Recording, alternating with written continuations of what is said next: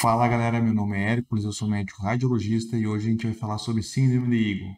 Como que é feito o diagnóstico, qual que é o melhor exame, um pouquinho de tratamento, os sintomas e então vem comigo.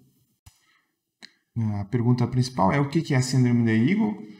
São um conjunto de sinais e sintomas que ocorrem devido à presença de calcificação no processo estiloide, pode ser uni ou bilateral, mais comumente bilateral, e essa calcificação nos processos estiloides podem gerar sintomas, dependendo da área que vai ser comprimida pelos processos estiloides. Pode ser mais comumente nervos, artérias. E, mas o que é o processo estiloide? Calma que eu já vou mostrar. Aqui eu peguei um exame normal, até uma tomografia de crânio, e o processo estiloide sai lá do forame estilomastoide, basicamente aqui, ó. Esse do lado direito, vou deixar uma janela mais óssea aqui, do lado direito e aqui do lado esquerdo. E normalmente a medida média 2,5 centímetros a gente vai chamar de processo estiloide alongado quando tiver maior que 13,5. Geralmente fazemos as reconstruções aqui, faz uma reconstrução para fazer medir no maior eixo, né? Geralmente fica no sagital o maior eixo, e dali a gente consegue ter uma boa medida do processo estiloide. Vou deixar aqui no zoom maior para a gente fazer uma medida do que seria o tamanho normal, né? Você queria que a janela bem pega lá do começo e faz uma medida. Então aqui daria, esse aqui dependendo da medida a gente, esse aqui eu medi é um exame de crânio, tá? Nem era a causa que mediria daqui até aqui, já deu 2,5, 2,7, né? Então, alguns livros falam 4 centímetros essa medida do processo estiloide. Eu gosto mais, o livro da CBR fala 2 a 4, acho que, se eu não me engano, também o da USP, Tratado de Radiologia da USP, também fala o normal de 2 a 4. Alguns livros aí, algumas referências já estão usando 3.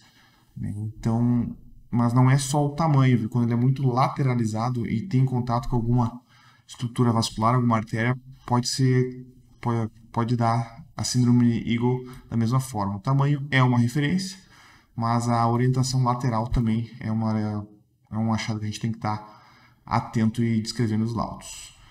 Então, continuando, quais seriam os sintomas? Disfagia, que é dor para engolir, sensação de corpo estranho, porque aquela calcificação parece que tem alguma coisa incomodando e realmente é meio que um corpo estranho, porque vai mexer, ficar rígido, onde era para ser uma cartilagem e está tudo calcificado, né? Então, quando vai dar dor facial durante a movimentação extensão a língua, porque quando tu mexe a língua, comprime o nervo ali, o glossofaríngeo, o nono par, sensação de hipersalivação, o corpo está tendo alguma resposta, né? Um estímulo que não é comum. Aí é 3 vezes mais comum em mulher, aí entre 30 até os 60 anos.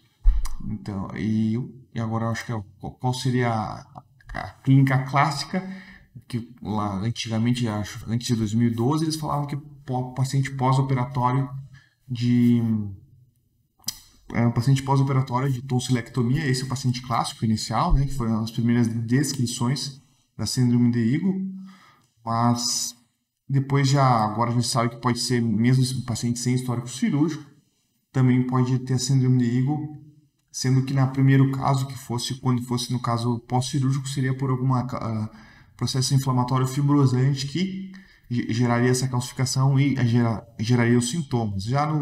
Agora, quando tem uma calcificação idiopática, que a gente não sabe por quê, algumas pessoas têm uma predisposição maior, calcifica e gera sintomas, geralmente eu deixei sublinhado pela estimulação do plexo simpático, que está geralmente junto com a artéria ali, e quando faz os contatos, estimula o nervo como se estivesse gerando uma pressão, e, e aí geraria os sintomas.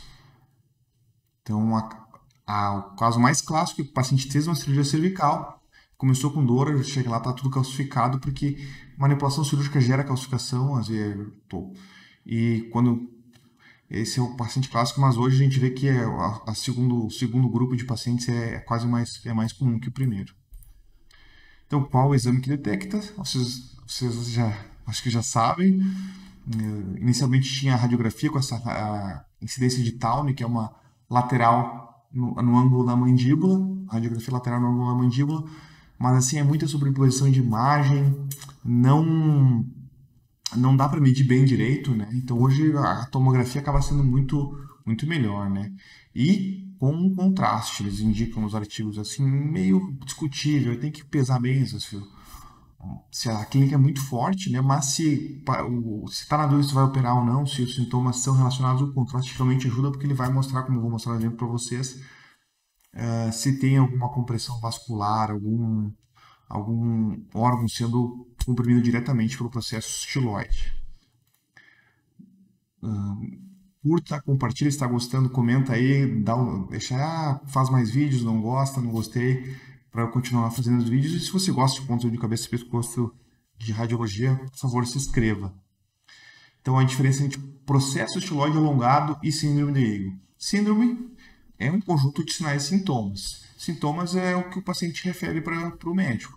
Sinais, alguns achados de exame físico, geralmente, que que o médico que detecta. Então, pode ser, no caso da radiologia, o exame de imagem, né? Ou clinicamente o médico palpando ali, que ajuda a confirmar o diagnóstico. Então, a síndrome, o processo estiloide alongado é quando ele fica mais que 3 centímetros, conforme as referências, né? Ou 3 ou 4 centímetros. Eu costumo contar entre 3 e 4, eu costumo deixar descrito no laudo ali, e aí o médico faz a palpação completa, o médico que pediu o exame faz o exame físico e conclui se tem a síndrome de Eagle ou não. Quando está mais que 4 centímetros, aí geralmente, se tem a história, eu coloco os achados de imagem que corroboram a hipótese clínica de síndrome de Eagle, né? Se é bilateral ou lateral, escrevo também, e sempre o que está comprimindo. Ali, então, ele fala que a tomografia com contraste ela sugere, sendo que o médico palpando e exacerba a dor, aí sim, quase confirma. E tem mais uma prova diagnóstica, às vezes tu faz o anestésico ali no local, o paciente mexe e não dói, bom, realmente era por isso. Alguns ortopedistas fazem isso em alguns procedimentos também. Então, aí quem, por exemplo, está pensando se vai fazer cirurgia ou não, geralmente não se faz cirurgia, mas em alguns casos, quando é muito sintomático, eles querem dar um diagnóstico definitivo para saber se o paciente vai ter uma melhora após a cirurgia, né? Então, se tu faz esse tratamento com anestésico no local ali e melhora, se espera que ele vai ter uma resposta positiva à cirurgia, né? Então, o diagnóstico diferencial é tudo que a gente vê nesse canal da radiologia cabeça e pescoço. Adenite, cialolitíase, dor na articulação temporomandibular, otite média, tonsilite, aí questão de aparelho também, um corpo estranho, realmente tudo que a gente vê na radiologia de cabeça e pescoço, eu laudo bastante, felizmente. E agora, só vamos mostrar mesmo como é que é uma síndrome de Eagle clássica aí. Então aqui eu já vou direto no exame, um exame com contraste, tá? Acho que eu só vou para minha posição habitual aqui.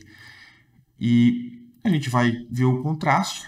E a paciente tinha nesse caso era suspeita de síndrome de Eagle mesmo. A paciente tinha disfagia, que é dor para engolir. Aí, 62 anos. Então, aqui ó, o processo estiloide do lado direito, que a gente vai vir direto. E ele vai. E olha, ele tem contato com uma estrutura vascular. E aí eu vou descendo para ver que estrutura que é essa. E é nada mais, nada menos que a artéria carótida externa. A externa está aqui, que vai para fora do crânio, e a interna vai para lá. Então, esse raminho aqui, que eu estou botando a seta, vai ter contato com essa aqui é o processo estiloide, vai ter contato com ali. E então, quando ele tem um desvio mais lateral, a gente vê que tem uma interface de contato com a artéria, aí fala mais a favor, né? Então é interessante escrever isso no laudo, né? O processo estiloide mede tanto, fazendo interface de contato com a artéria carótida externa, ao nível tal, ou só descrever isso, porque ali tem, como eu já mostrei no outro vídeo ali de espaço carotídeo, tem vários nervos que passam junto, plexo neurovascular, né? Geralmente com carótida, com estruturas vasculares tem nervos ou ramos de nervos que vão gerar sintomas. Então só vamos medir aqui para a gente ver quanto que daria aqui, ops, não é, quanto que daria essa medida do processo estiloide. Ó, a gente faz aqui, aí faz aquela, tenta pegar no eixo melhor, né, para pegar o maior eixo do processo estiloide, ó. Aqui, olhando por cima, a gente vê que está bem alongado, né? Vem lá em cima, 4,6. Do lado esquerdo também tá, né? Daria daqui aqui 4,8. Então, é bilateral como a maioria dos casos. Esse aqui, o síndrome Eagle, o contraste ajuda bastante, embora não seja contraste já dá, né? Tem que ver se a paciente de idade, às vezes, a creatinina, esses detalhes. Mas se tem uma suspeita forte, o contraste ajuda até para diferenciar, às vezes tem alguma lesão, alguma outra coisa, seria indicado o contraste sim. Então, só para reafirmar o que eu já falei, se essa paciente aqui estivesse fazendo para um exame para outro motivo, talvez aí um segmento oncológico, e tivesse esse processo estiloide alongado, né, maior que 4 centímetros, maior que 3, eu poderia escrever calcificações de processos estiloides bilateralmente, medindo tanto a direita e tanto a esquerda.